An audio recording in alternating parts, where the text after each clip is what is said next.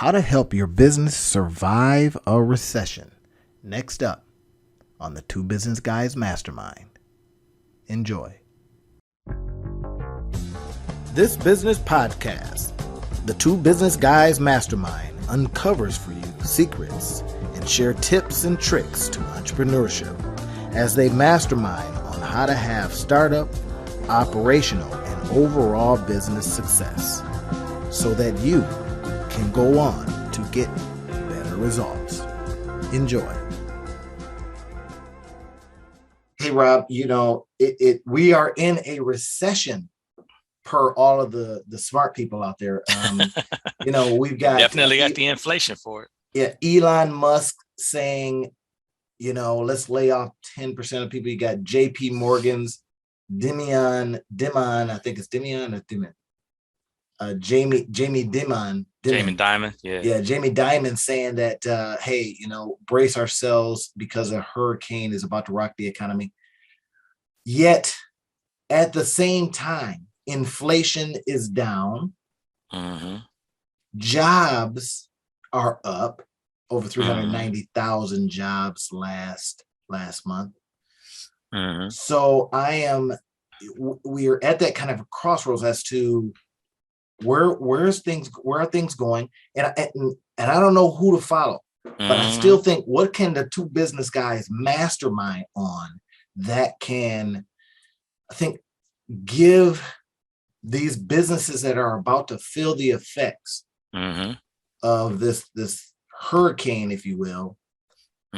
What can we do to help them weather the storm or hurricane that's coming? Right. No, that's a really good question. And I think that one of the things that I've heard that always stuck with me about businesses, you want to figure out how to recession and depression proof your business, right?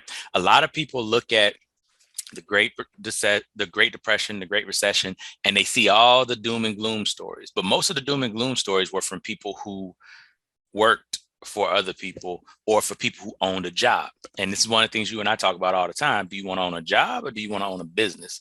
And if you actually look at during the Great Depression, lots of businesses that, became great businesses were formed or had formed just before the Great Depression. And then it was like rocket fuel. Same thing with the Great Recession. I've been doing a lot of business interviews with business owners, and you'd be amazed at how many of the business owners who came through COVID had started their business during the 2008 Great Recession. And so there's something to be said about, not looking at this as a fearful thing, right? It's that kind of idea of whatever doesn't kill me makes me stronger, right? Nassim Taleb has that book that we both like called Anti-Fragile, right? And talking about the idea of being of anti-fragility, that not only do you, not die, but you get stronger when negative things happen. And so to that point, I think there's two things that I would say to business owners. Number one, understand, right? When I teach jiu-jitsu, we always tell people this: if anybody is ever giving you advice about fighting and they're talking about a fighting style where you don't get hit, you need to go the other way, right? Because at the end of the day, if you're in a fight, you're going to get hit. The question is, can you mitigate the damage? Can you make sure that you're not getting hit in such a way that it ends the fight? Survivability is the number one rule. And then you look at thriving. And I would say the same thing here. Survivability is the number one rule. Is your business poised so that no matter what's happening, you have the ability to leverage multiple streams of income so that if one stream shuts down, the others can make the business able to survive? Is your business set up in such a way that you don't have to feel like all your eggs are in one basket, right? Unless you can go and, make some more eggs, right? As Kobe Bryant would say. So that's the first thing. Survivability. How survivable is your business? And then number two, when we talk about, looking at who to believe, I'm always a big fan of believing the people who have already been there and done that. There's a disincentive for politicians and for all the stuff that, right? The government is always 2 to 3 years behind whatever's happening. Like, so looking at forecasts from the government, like even we looked at the jobs numbers, it seems like jobs are up. But what most people don't realize is that those jobs numbers get recast 3 months later on a Friday when they say, oh, we were a little bit wrong. It wasn't 394, it was 270,000, right? But that's on, they put it on a Friday, they bury the lead, and nobody ever finds out about it. And I was watching Patrick Bet-David the other day, and they were having a conversation about this, and they were saying there was a guy on there, he was an economist, I believe, and he was saying how he had studied the last 10 recessions or whatever, and what he had seen in each of the recessions was that what happens is a recession lasts about 18 months, right? From kind of the moment that people recognize that there's a recession to the moment that we're out of it. If you go back to 2008, same thing. If you go back, if you look at COVID, same thing. If you go back before that to the bubble bust of 2001, same thing. If you go back to 1987, same thing, right? The 94 recession, all those different things, you go and you look at them. He was like, it's about 18 months. However, it's about 2 to 3 years from when it starts, because the issue is the politicians and everybody is saying, no, we're not in it for the first year. Then everybody recognizes it. And then 18 months later, you're out. So it's really about a 3-year period where you start seeing the signs and then before you come out the other side. Now, the beauty of it for business owners is if you can start paying attention to these signs now, right? Warren Buffett says when the tide goes out, you can tell who's been swimming naked, right? And that's the time when, if you're prepared, you can actually make, buy stuff pennies on the dollar. You can buy businesses, you can buy all types of things. Look at your competitors, look at the people that are out there that seem like they're making it, seem like they're doing it. You can go buy those businesses, because during those recession times, during those periods of times, what happens is people get tired of trying to keep their business surviving because they didn't make sure that they had, survivability built into the model. And so now they're burnt out. And business owners who are burnt out will get rid of a business quick. Yeah, so, it's and the other things that go along with that, right? And the marketing, right? I was literally talking to somebody the other day, and she's in the DEI space, right? So one of the things that she's new to the organization, and out of respect for their organization and her, I'm not gonna say her name or anything, but so she's in the space, and I says, I says, get ready for the work you're about to do. I says, because you're gonna have to constantly justify the quantitative side of it. I says, and you're gonna need more, more in your cap, other than, oh, it's the right thing to do. Right now, to that point, I says, we can talk more about it. We were talking over email. I says, we can talk more about it, because she was asking me, could you help me with a framework of strategy and all this kind of stuff. I says, yeah, constantly be aware of, or constantly be bringing in the justification and ROI of what you do. Now, I'm sure she's, because she's kind of an HR person and all that, and she's probably going, well, what are you talking about? I'm saying, because you got the bean counters that are going to be constantly looking to get rid of things that don't drive revenue. Right. I says, now that's key. I says, one of the areas. I says, now, and you're also going to have the microaggressions that come along with people saying, hey, I don't see the value of this one. Right now, I use just some of the things that happen within certain spaces. Right now, I'm just looking at this thing. That's the 30,000 foot view. Right. I said, so you've got to constantly, find the means by which to say, and let me tell you how this action drives this revenue. Yes. That's one of the key things. Now that's just in one area. As I started saying, here's a way to mitigate what could be coming, because I'm looking at these same signs, right? Okay, so now that's one conversation. Another conversation, I got a guy who is kind of a stock picker, right? And he's got a little bit of a YouTube channel and all this stuff, right? And I said to him, I says, people laughed at me when I stayed mostly in cash, right? Because he's just now buying, his deal was, he says, I'm buying bonds for the first time ever. Right now, think about that for a minute. This guy is a stock guy. He, believes in the Yeah, equities he's and all all that on the kind of stuff. equity side. Yep. Right now, he's not a big believer in the NFT space and all that kind of stuff. And that says now people in the NFT space and the coin space and on-chain space laugh at me because I like to keep money in cash. Mm-hmm. However, and I pointed this out, I says, okay, so when the stock market went to heck in a handbasket, right, I'm in cash. Mm-hmm. I says, when COVID hit, Mm-hmm. I'm in cash. Mm-hmm. Right. And then I says, now, and this is something he had pointed out. He says, bonds are about the bonds that he was getting ready to buy. We're going to be paying at a nice clip. Mm-hmm. Right. In the cash and cash equivalent. That's my point. Exactly. Right. And I says, yeah, income producing assets. Yeah, 9% in a market where stuff is going to hell in a handbasket is good.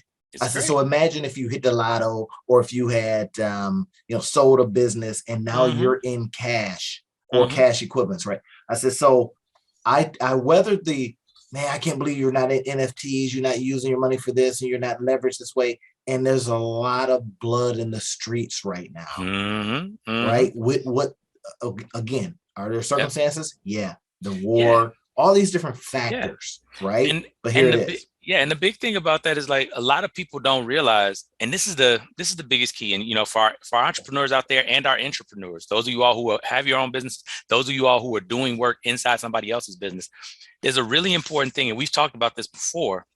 And Robert Kiyosaki has a book that I highly recommend to everybody that's out there doing business, so that you can understand, as Randy said earlier, the 30,000 foot view. Owning a business at the end of the day is one of the things that you want to own because it's an asset, and an asset generates income. But here's the key. That's not the final level. It's kind of like when Stephen Covey said, everybody in America is trying to become independent. Like we got this fixation with independence. And he's like, that's not the final level of adulthood. Right? Like getting independent is the middle stage. It's like, yes, you can do this stuff on your own. You can take care of yourself. Now go become a really mature grown up and become interdependent. Same thing with financing, and same thing with business. Running a business or owning a business is not the pinnacle. It's not the top of the mountain. It's like base camp 3 when you're trying to, climb Everest. The pinnacle of the mountain is becoming an investor where your time is now decoupled from money. You have enough money that your time is now whatever you want to spend it on, because you got money that's working for you to make more money, because money has an infinite ability to make money. It works 24/7, 365. Man, good, interesting segue into, have you heard of Tiger 21? I haven't. Tiger 21 is, in essence, as I'm reading here, the premier peer membership organization for high net worth people, right? So Michael Sonnenfeld. Oh, okay. That guy, he started it. I saw him on a podcast the other day, and one of the guys that was interviewing Michael was asking him, basically, what do the folks at Tiger 21 do? You know what I mean? He said, well, they try not to go to zero. Basically, he said they try to have cash. And this guy had just recently sold his business as well. And he said, basically, hey, look, I sold my business. The guy that was interviewing Michael. And I'm sure Michael might have been trying to get some deal flow, right? So why do I, as a rich guy, come on this podcast? Well, he wants to get more people that have just recently sold their business into Tiger 21. I mean, you got to pay a whole bunch of money. And then they have, so basically it's basically a mastermind. It's a mastermind, but it's for high net worth people, right? You've got all these different things that they help you. Anyway, so the guy is in there and he's talking about it, man. And, he's like, well, I just put my money over at Vanguard, right? And then, I took some stock and I put my money over it. He says one of the main things is not to go to zero. And he says, even to your point, Rob, even in your business, right? Why it's not the pinnacle? He said, because if you think about it, your business could go to zero. That's the whole thing. Survivability is number one. You got some retail spaces. It could go to zero. So the question was, I think that he was kind of starting off his particular podcast on was, should you sell or should you just stay in this thing, right? Continue to run your business. And this is a question that I kind of have right now, as you know, I'm doing some different things. You know, I'm kind of coming out of the investor-ish mode, and I'm like, I'm literally thinking about putting my hands in some things again and running some things, because I'm seeing the value of it. And I'm kind of going, you know, I've gotten kind of lazy not doing that. Right. And it's been a tough transition, man. Now, I was just listening to a interview. You might have seen this one. Alex Hormozy and Grant Cardone were talking. Yep, I saw that one. And one of the things that one of the things that Grant Cardone said, it was one of the quotable moments. He said, "Rich people sell things, wealthy people never do." Yep. I've quoted him on that. Right. I've used that. Right. I've used that. If somebody's asking me, hey, do you want to sell a piece of this property? I was like, rich people sell things. And now, having sold a whole bunch of properties and now looking back on it, wishing I hadn't. Exactly. Right. And this is what this guy says. He says when he was talking to Michael Sonnenfeld, he says, I sold the business. Now I regret having sold the business. So now, and he's a young dude, right? He's like, 33. And he says, now I'm spinning something else up. Yep. And that's one of the things that people do. I know in the interview, they talked a lot about, like, Grant Cardone was talking about, he's like, he knows a guy that he sold and bought back his same business 3 times. Right. Because it's like you sell it to somebody and when you like, and then they mess it up, and then you come get it for pennies on the dollar, and then you build it back up, and then you sell it again. And right. But at the end of the day, the key about, and this is this goes back to, right, you ever had, and for the listeners out there, you all might have had this as well, right? There's the classic conundrum. Would you rather like $1 million right now or a penny that doubles every day for 30 days? We've talked about this before. Right. And the big interesting thing about it, most people don't understand the tremendous difference between the two. You can have $1 million right now, and you got $1 million. Like, you can do whatever you want to do with it, all the rest of that type of stuff. But if you have a penny that doubles every day for 30 days, at the end of 30 days, you got $5.4 million. But that's not the important thing. One more day, now you got $10 million. One more day, now you got $20 million. And that's the thing that so many people don't see. It's a long game. When you look at dynastic wealth, when you look at legacy wealth, the reason why they're able to get there is because the reason why so many people on the Forbes 100 or Forbes 400, richest people in the world list are dynasty wealth people, is because they have on their side the fact that their money has been working 24/7 for years. See, nobody that's building stuff right now can amass that type of wealth without putting stuff together. Because, like, even when you look at the way that they calculate, Jeff, Bezos, yeah, Jeff Bezos and Elon Musk and those types of people's wealth. Here's the interesting thing: their wealth is based on the relative value of the companies that they have stock in, right? Jeff Bezos is wealthy because Amazon is a big asset. Something happens to Amazon, Jeff Bezos is no longer as wealthy. He's not the richest person in the world, because Amazon is just churning. And so the valuation, and a lot of times what happens is they'll value the company at a certain level above earnings, right? Just getting into the weeds for y'all just a little bit. So there's a 5x to sometimes a 40x multiplier of what a company actually earns on its bottom line EBITDA. And that's where people's worth comes from. And so if you own a bunch of that, your net worth, there you go, right? Earnings before interest, depreciation, taxes, and amortization. So it's a basic word for it approximates profit. Top line dollars, y'all. Yeah, right. Yeah, top line profits, or before net profits stuff gets taken out. Right. Not necessarily before stuff gets taken out, but just net profit before you pay taxes and a whole bunch of other stuff. So at the end of the day, stuff taken out. Right. At the end of the day, the thing that you want to pay attention to is For example, the Walmart family, the money that they have, because it's diversified, because it's not just Walmart stock, right? Sam Walton yes. built $160 billion. And then when they split it up, they diversified it. They have a family office. It's in a whole bunch of other stuff that Ray Dalio talks a lot about, right? Their money is growing and they're doing stuff and it's doing stuff and it's continuing to grow because it's in a whole bunch of different things. So it's in the economy, it's in everything else. The reason I say that, and went down that tangent, is so that everybody listening out there, you understand it. Time is the most important element. That's why, number one, the first thing that I told you all about, the first thing that we discussed when we started, is you have to make sure that your business is survivable. Because here's the reality: if you're still alive, you can still win. What a very good personal story, right? I say that, and I say personal story because I was talking to somebody that is having some mental health issues. Now, guys, we're talking about it today. We're just going. And I says, if you stay above ground, you have a shot.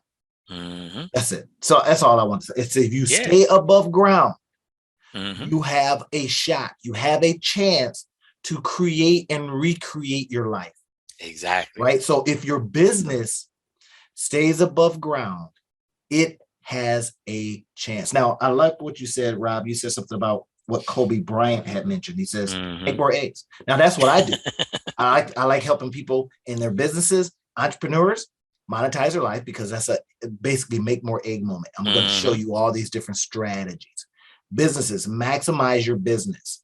Right. I'm going to show you all of these different strategies. And then it's something that, as we're thinking about spinning out some stuff that we do into, and then creating the business that goes finds the customer, I want you to tell me what you think about what Peter Drucker says, the role of a business. Or do you remember that statement that he made? Right. Yeah. The role of a business is to create customers. Create and keep customers. Now, that statement used to confound me. And it used to confound me because it seemed counterintuitive. It seemed counterintuitive because, listen, as I think people typically say, well, no, you go find people that need stuff. You go solve problems. And he's kind of saying, well, the purpose of a business is to do that for you.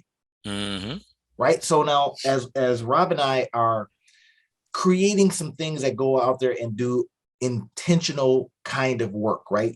Hey, we're the two business guys. We're masterminding. We have been masterminding on different problems and stuff like that. So we're kind of going in a different direction. Now, we've been kind of dropping seeds and let you guys know that this is coming, right? It is the monetization of what we're doing in a bigger way, in a more intentional way, with time and goals.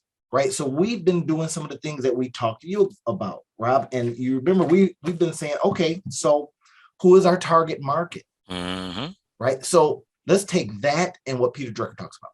Right. So we're deciding, hey, we're going to spin this business up.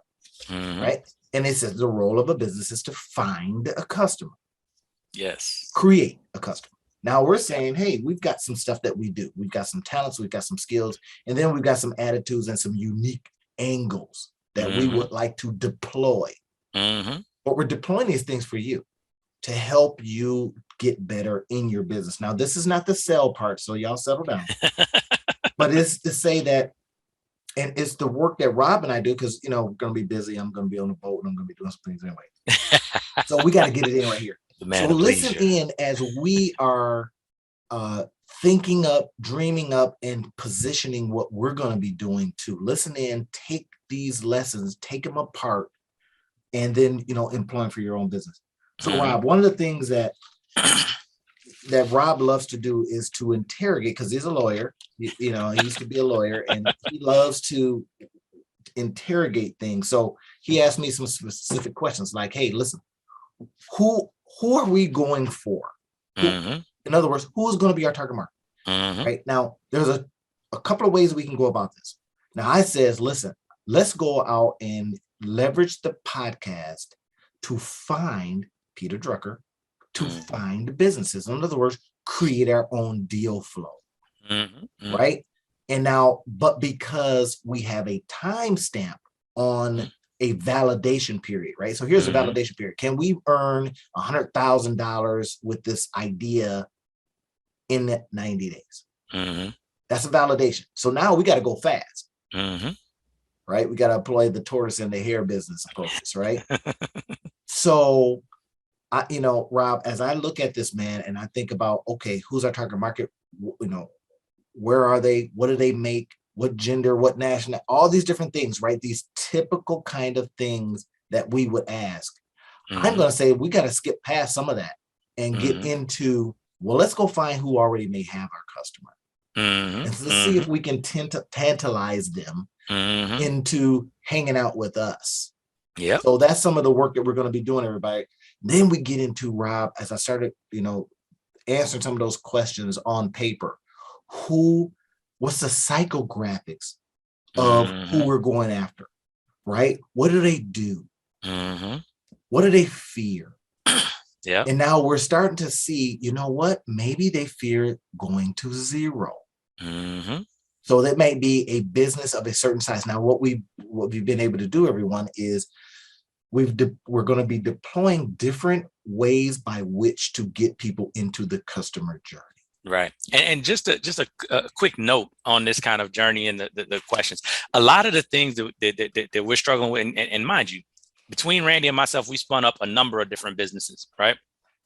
But every time you start a new venture, you start something, one of the things you have to look at is, what is the thing that you're going to do that brings value? Because, right, how do you create customers? You bring value to the marketplace, right? Exactly. What's your USP? And so at the end of the day, what we're having to do and what we're having a discussion about, so you can kind of see the behind the scenes of it, is here are all of the things that we know that we can do for businesses, right? We've worked with multi-billion-dollar businesses all the way down to beginning entrepreneurs with ideas that are just in the ideation stage. And there's a lot of different problems that we solve throughout that space. And we're really trying to pinpoint, because, right, the time hack and the monetary hack is something that's pushing us, right? It's not how do you make $100,000 in a year. We've done that. That's easy.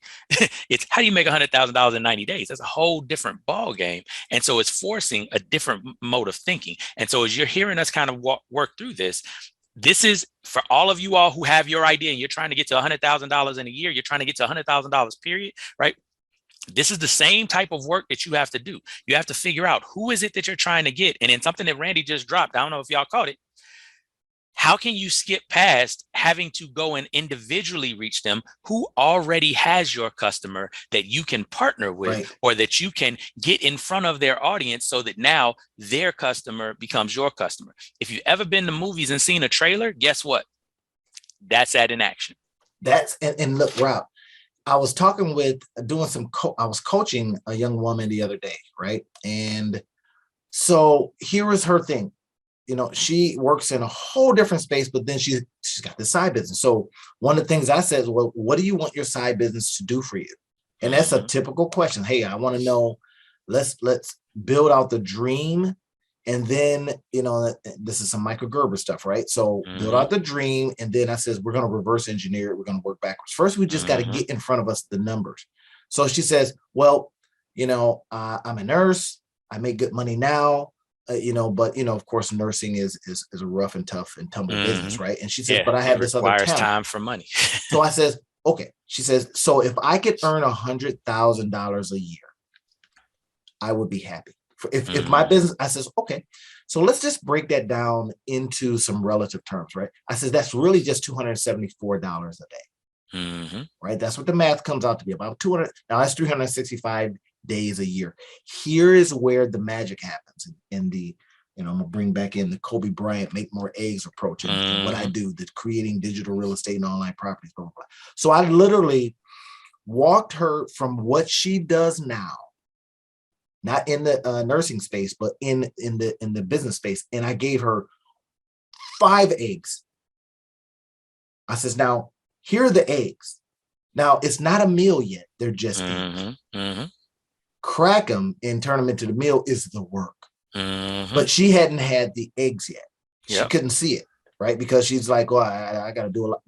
270. We have to create it in a way that, to your other point earlier, how can this earn me every day, right? How can this be? Yeah. Do you want a penny a day or do you want it all up front, right? Mm-hmm. Here is the penny a day. Now, what I'm struggling with now, you heard all that, guy, and it sounds like, okay, this is, it sounds reasonable. It sounds, but where does the work come in? Rob, here's what I'm finding, man, is even in the face of seeing that as plain as it is, what's missing is some people don't want to do that work. Mm-hmm. They don't want to do it. Mm-hmm. Now, we can come in and do the work for you, but it's going to cost you. Right. Do you want to pay us to do it? Now, we're willing to take your money. Right. Because this is, guess what? It's what we love to do. Mm-hmm. It's what we have a skill set in. And this is the proposition. So for everybody out there that is saying, I need to understand I need to find the eggs. We'll show you the eggs. Mm-hmm. Right? Because we, like Rob says, we can come in and show you hundreds of thousands of dollars almost immediately, because we're going to do some math and we're going to go, oh, let's do this, let's do that. Oh yeah. And then we've got to deal with the resistance. And this is where I kind of have the question. How much should we be in the business? Not us, but in general. Should people be going back into their businesses? I'm struggling with this, Rob, because so many people have just abdicated, man. Yeah. They've abdicated. Yeah. And they're out. And now they've gotten, like I've felt myself, a little bit lazy on some things, right? Now, when you got to get back in because you can win with your own hands, can you do it? Should they do it? And so you know that I'm always on the side of, if you are a business owner, you want to get as quickly as possible away from all of the stuff in your business that you don't like to do. Not so that you, and Alex, I was just watching another video with Alex. No, it's not abdicating. Here's the deal. And Alex Hormozy said it the best. It's not that you replace the time that you were spending doing this, or it's not that you just stop doing the stuff that you didn't want to do. So a lot of people will go and their butts off. Exactly. So a lot of people will go and they'll hire somebody to do bookkeeping and accounting and admin work and all the rest of that. And then they'll take time off. Right? They'll just step back from the business. But that's not what you really want to be doing. What you want to be doing is you're buying back your time at a more reasonable rate, right? So if you get, like, I have an assistant. My assistant can do stuff that takes me 2 or 3 hours to do. She can do it in an hour because she's just dedicated to that. Whereas I've got, 15 things that I got to think about going on. So I buy back the 3 hours that I get from her. And I get to pay it less because she's making less money than I would be making in general, but she's also doing it in a faster time. But here's the key. I don't just go and sit and chill in that 3 hours that I just got back. I spend that 3 hours working with Randy, working with some of my other clients, working with some other people, ginning up more money, doing the things that I'm really good at with that 3 hours. And so to your point, Randy. That's it right there. Yeah. Let's not let that go by. Ginning up different money. Now, I asked Rob earlier today, I says, hey man, you got all these darn meetings on the docket, right? I says, how many of them, and this is the kind of challenge that you'll have to put to yourself, and as you listen to us put it to each other, right? How many of those meetings and the things that you're doing are income generating activities? Oh man, I want to tell you something that happened just recently, Rob. The guy calls me up. And okay, I'm going to tell you, guys, you got to hear this. Hold on, I got to get my phone.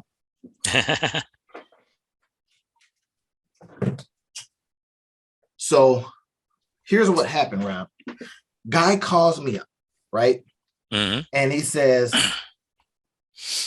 kind of one of those, you meet somebody and then they kind of dig your rap and then they want to talk more.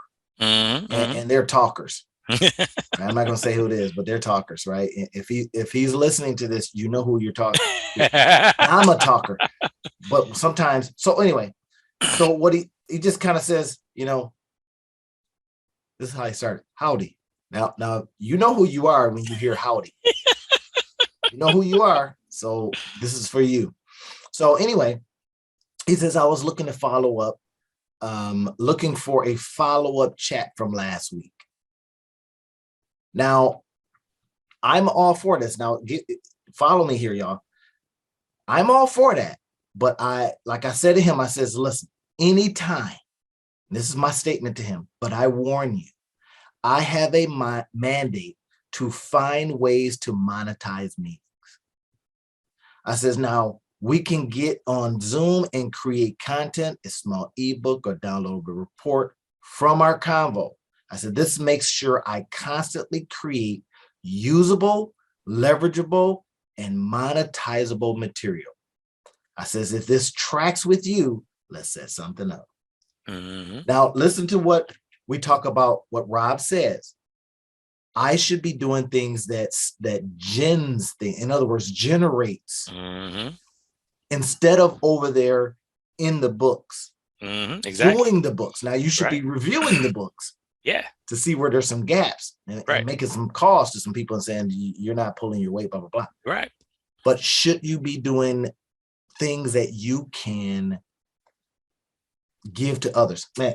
And to that point, Randy, I think it's important that people realize, like, you know, I've written a book on time management, on mastering your time and your energy and all the rest of that. But still, even I struggle with and have to reassess my systems and do all the rest of that. Randy and I were just talking about this offline, right?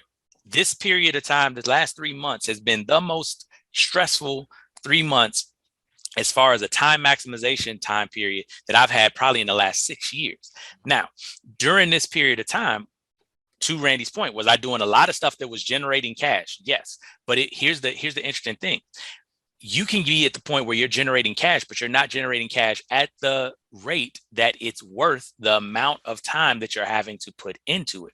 And so one of the things that I had to realize is that with one of my clients that I have, I had to actually dial back the amount of work that I'm doing with that client, because the situation that client is in and what we're doing is requiring too much time. Whereas I am literally making 10 times as much with my time with other clients than I am with this client. But there was a previous relationship, and it's something that's important to me. I understand. Right? So those meetings that you just have, but not for not for you, but for the viewers. I had to look at it and see, this is unsustainable. I can't keep doing this. Right? I have to buy back my time. I had to do the same thing with my company. One of the things, and to Randy's point, he's like, well, what about these meetings and these things? And I'm like, you're exactly right. Now, but there's a certain period of time that you're working on your business. All of my meetings that I have on next Monday are all work on the business meetings, and they're once a month type meetings, right? So it's one day a month that I take out and we work on the business. But those meetings, that doesn't exist any other time throughout the month. And I've actually reduced the amount of time that I'm working in my business, right, to less than 15 hours a week, where I'm doing anything that is administrative, that is, kind of planning, that is strategic, all the rest of that. All the rest of the time that I work in my business has to be profit generating activity. It has to be meeting with somebody. It has to be doing an interview. It has to be generating new customers. And the reason I point that out for you all that are out there is that you have to constantly be asking yourself, am I doing this right? You think that you get to this point and then it's just magical and everything is good and you're done. That's not how it works, right? I have a 6-figure business. When I had a 4-figure business, I had to figure out how to do this. And then when I got to a 5-figure business, I had to figure out how to do this. Now I got a 6-figure business and on our way to 7 figures, you have to continue to figure out how to do this. Alex Hormozy was just talking about this the other day. It's like, even when he had 10-figure businesses, and he had to take a step back and say, what am I putting my time into? What's appropriate? What's not? Because he was getting burnt out, right? And you got to be aware of that as you're going forward. What are you using your time for? And it's not there's no magic bullet. There's no right answer. There's constant reflection, constant introspection, and constantly looking at, are you aligned with your purpose, with your bigger goals? And if you're not, you have to have the courage to step into, or to pivot, as they say on the Pivot podcast, right?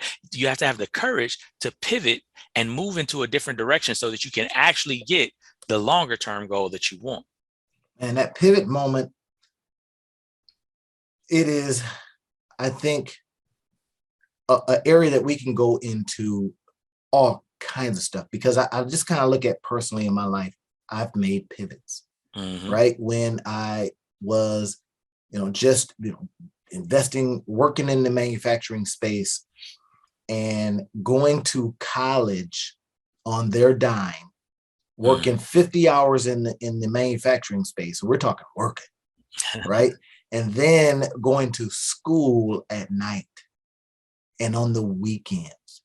I look at that now and go, man, it was one of the more interesting times because stuff was just getting done. And sometimes I look back at that and I go, I miss it. And then I wonder how I did it. But I think there was that point where you kind of go, well, I'm older, energy levels are different, priorities mainly are different, right? But I know if I return to just a fraction of that kind of focus and that kind of approach, more success would come. But again, are you willing to put your hands back in it? I tell you, every time I look at a project, and I remember the times when I would, take a house and I would, go over there and, I'd do it, and I'm going to flip the house, or I'm going to keep the house and do the Warren Buffett thing, right? Just keep it forever. But anyway, and I think about a project and I go, man, I really love doing this stuff with my hands, getting out there, knocking down a wall, and putting one back up. And then I go, yeah, but I'm smarter now. I'm not doing that. Exactly. It makes no. So you have this, I think, love-hate relationship with, should I get back in it? Or should I stay on the periphery and just hire people now? Right. That's the psychology of nostalgia, bro. And so for those of you all that are out there, go and look up what nostalgia actually is and actually does. And it's that's the whole thing of back in my day, right? Anytime you hear somebody saying that, right, we in our minds have a habit. And you can go, there's plenty of YouTube videos on this. Go look up nostalgia and why it's problematic. Because what we have a habit of doing is we have a habit of romanticizing the past, especially the further and further we get away from it. And it's important for you to be able to. Saying we can't do those things anymore?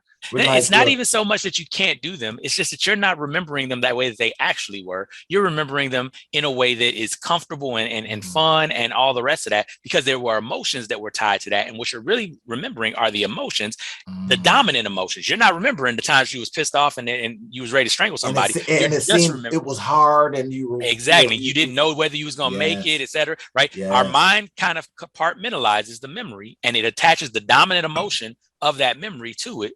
That's and nostalgia, right? And Brene Brown talks about this. There's a number of researchers that talk about nostalgia and its power to kind of reshape history, right? And so the reason why you want to be aware of it is there are things to take from that period that you're like, yes, I liked being in the middle of starting something new and all the rest of that. And you can apply those same principles to being in the middle of starting something new here, but it's very important that you also take the lessons that you've learned from that time and you realize, go back and think about how much money you made on that job for all that time.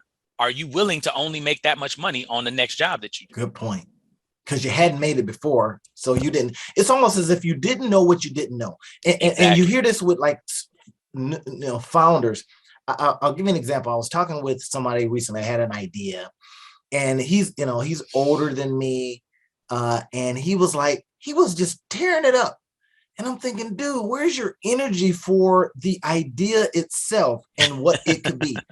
Whereas he's got so much experience. He could say, yeah, you're going to have a regulatory problem here. He said, yeah, you can't do this with that because it's got alcohol in it, blah, blah, blah. And he says, and then, so I'm thinking, man, this guy is a downer, right? But then when we were younger, we would just go, I don't know what I don't know. So I'm going in. So you can appreciate that naivete. Exactly. Right. And it sends you far because you don't know that there's something, this the buzzsaw down that pathway. Right. Now, here's the thing. And I think this is the problem that older people and more experienced business owners and even we have to really work through. And you and I in our individual sessions, this is one of the things that we work through a lot is just because I see a potential problem doesn't mean that it's an insurmountable obstacle. As a matter of fact, and this is one of my— Is that a way of saying, Rob, it doesn't mean that you have to solve it? The number one, but number two, it's not even so much that you don't have to solve it, right?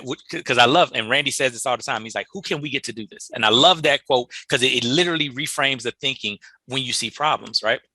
But Henner Gracie says it this way. He's like, when you see a seemingly insurmountable problem and you know that you're good at solving problems, you don't look at it and say, oh my God, how can I? You look at it and you say, how interesting, right? It's actually intriguing to solve those types of problems because you know on the other side of those types of problems is a greater reward. On the other side of those types of problems, that's the big thing. You've got to pick the problems that have amazing rewards, amazing upside on them, and go and figure those out.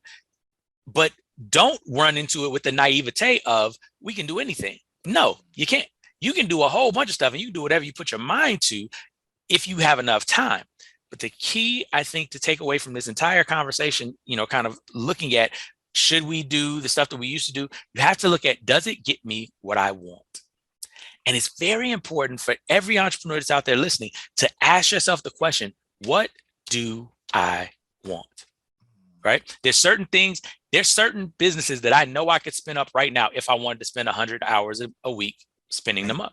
I know that there's not a money level that somebody could pay me where I'd be willing to spend 100 hours a week to spin it up right now because I have two children that are 15 and 11, and I'm not going to give up 100 hours a week so that I've only got 68 hours to spend with them and sleep.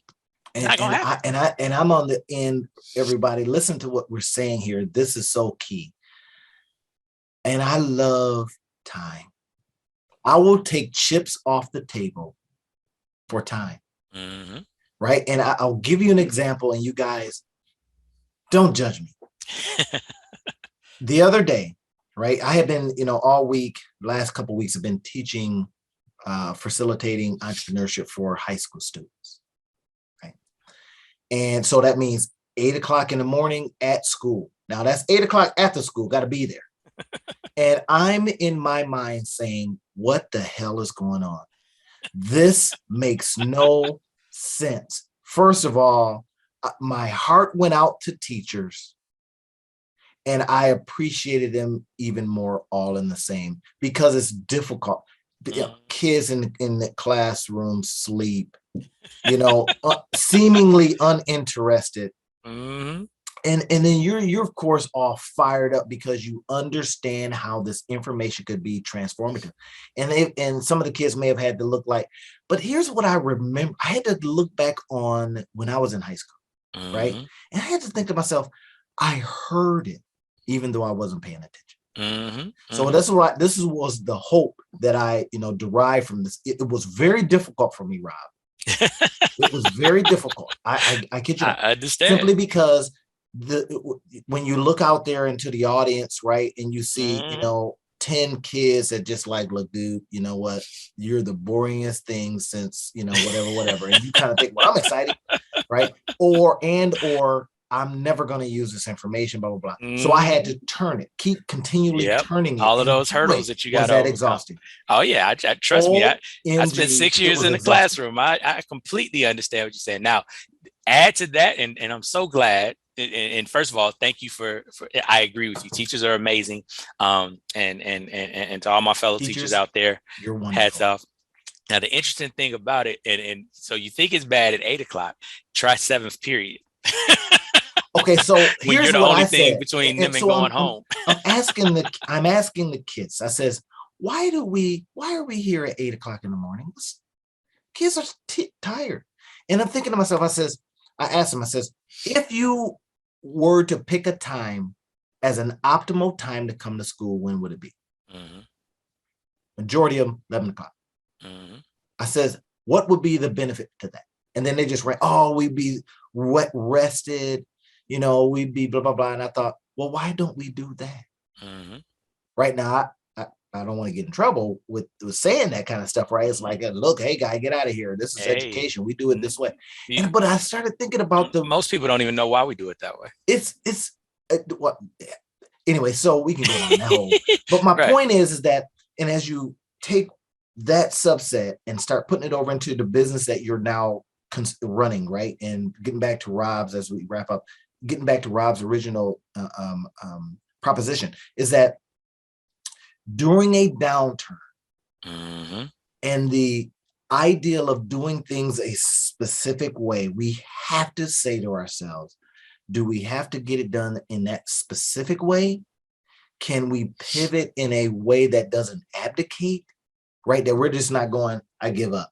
Can we, I think, remobilize our time? Now, this is what we help business, why we're able to go into and look into business, and why we're really kind of like, you know what, we got to spin something up, man, that'll do just that.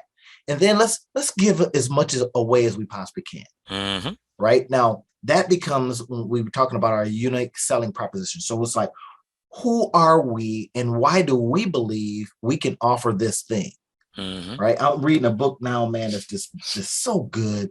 Oh my gosh. I love a book that just jumps right into it and don't give you fluff and just says, we're going to help you work. Here it is right here. I think you know, start at the end. Start at the end, by this guy right here, man. Oh my gosh. And then I get my Daniel Burris guy, who had this is called the anticipatory. These just came in. Smell that? I mean, oh my gosh, you guys just don't know, man, how I love books. Anyway, let me see if I can get this in here good. Yeah.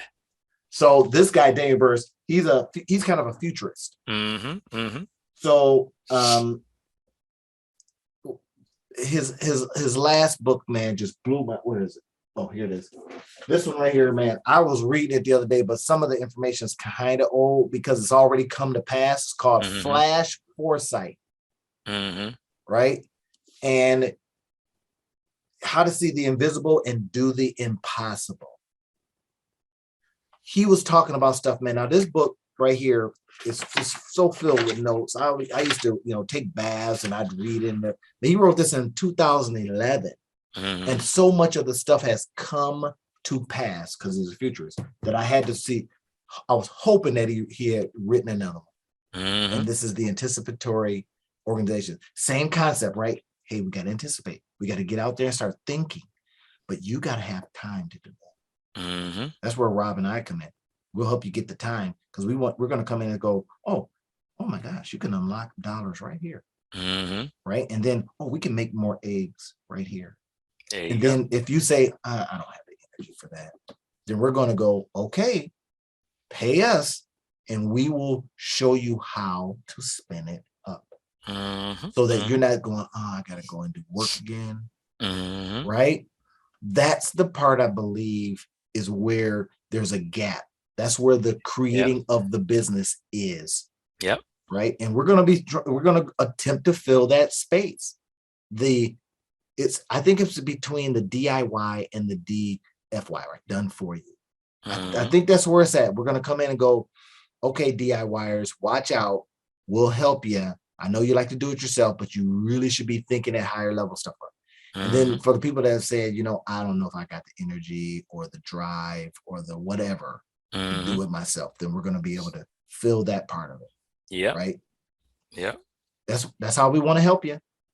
If you want us to come in and you hear this podcast and you see it somewhere and you say, those are the guys I need, then just DM us, right? I was answering stuff on our YouTube channel just the other day. I was just answering, it was some stuff that I had forgot, and got busy and stuff like that. So I'm going in answering like 2-month-old, stuff, just answering stuff, right? But here's the thing. We're going to leave you some information. We're going to leave you a link. All right. I'm going to literally go out and I'm going to create the landing page or get it created. And we're going to leave you a link that if you want us to come in and work with you, right now, work with you in whatever level, we'll come in and kind of do our little thing and show you where there's money and then ask you if you want us to go get it for you. But you're going to have to pay us a lot to do that. Or if you want to do it yourself, that's fine. That's fine. But we're going to show you. This is what we're spinning up now. We work fast because we're validating, can we help people in knowing what we know, knowing that the economy is about to crater, or so they say.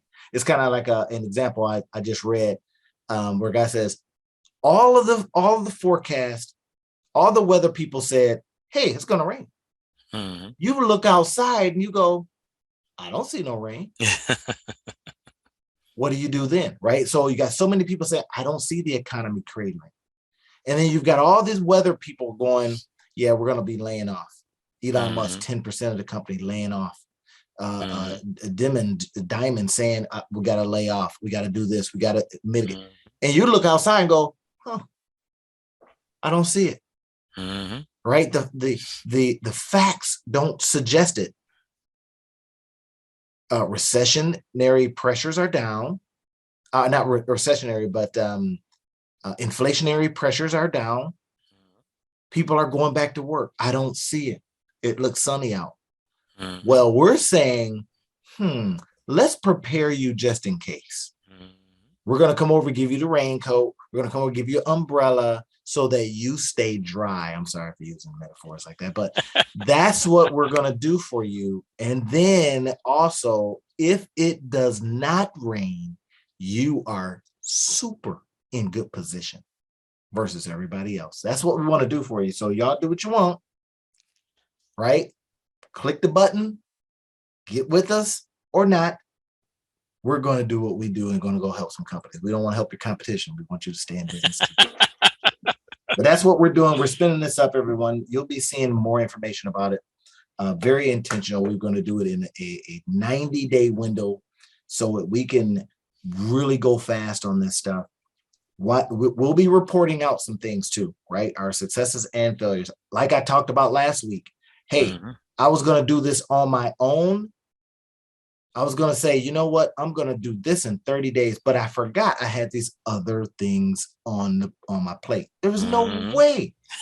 That was a set yourself up for failure moment. Dude, you've got to go teach high school kids and then teach your adults later on in the afternoon. You don't got that kind of energy no more. Or you don't even want to apply that kind of energy. That's one of the considerations, everybody. Right? If I was 22, hey, I don't know what I don't know. I just happen to work 15, 16, 18-hour days. Right? Like Alex Hormozy talked about. He says they would get up in the morning, and his wife, she's dope too, right? He said they would get up in the morning and just work all day and go to bed. He said maybe go out to dinner, have some dinner, right? Out, and then go to bed. He says, what's that? 15, 16-hour days. Like it's nothing. Right? And you see your boy Elon, he's calling people back to the office saying, you get in here and you do a minimum of 40 hours or you're out. I think he says GFTO. Y'all know what that means. Right? Now, are you coming back? Are you willing to come back to a company? Are you willing to spin up some things? Are you willing to do these things? That's the question. Are you willing to do it? Rob, that's all I got, man. Hey, I think it's a wrap. It's a good one. All right, guys. We'll talk to you next week.